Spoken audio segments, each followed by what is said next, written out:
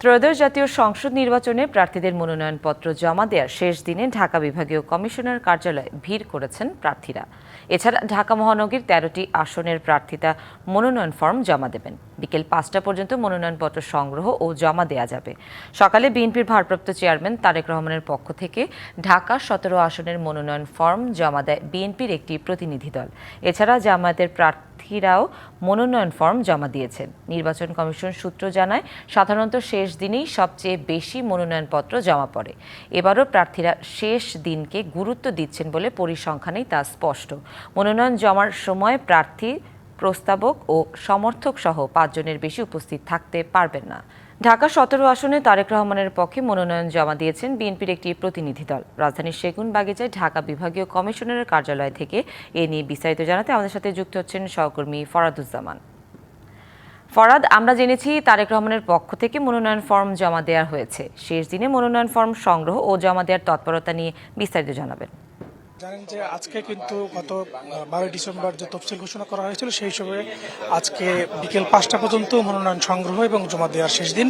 গতকাল পর্যন্ত আমরা জানতে পেরেছিলাম ঢাকাতে এই যে আসন রয়েছে সেই আসনগুলোর মধ্যে ১৩টি আসনের মনোনয়ন জমা দেওয়া এবং ফর্ম মনোনয়ন নেওয়া হয়েছিল।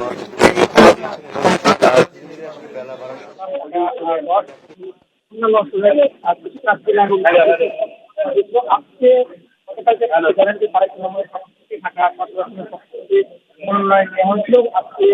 বিএনপির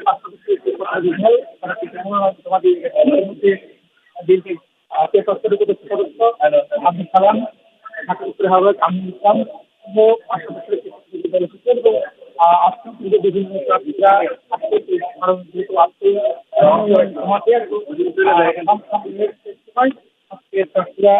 জমা দেওয়ার এবং ফর্ম সংগ্রহের শেষ সময় আজকে প্রার্থীরা ভিড় করছেন। বেশ কিছু আচরণবিধি কিন্তু ইতিমধ্যে নির্বাচন কমিশন থেকে দেওয়া হয়েছে। ঢাকা পক্ষ থেকে ঢাকা আসনে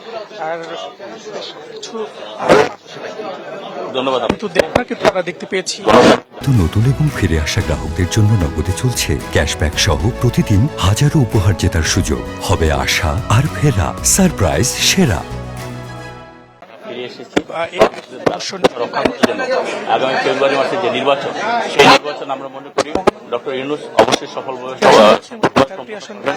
আমরা ঢাকার বাইরে যে আসন রয়েছে সেই আসনগুলো কিন্তু প্রশাসনিক কার্যালয় এবং আমরা বিএনপি জামাত বাংলা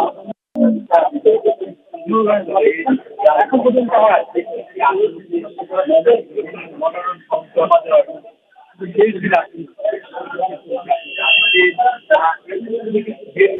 ফরাদ, ধন্যবাদ আপনাকে।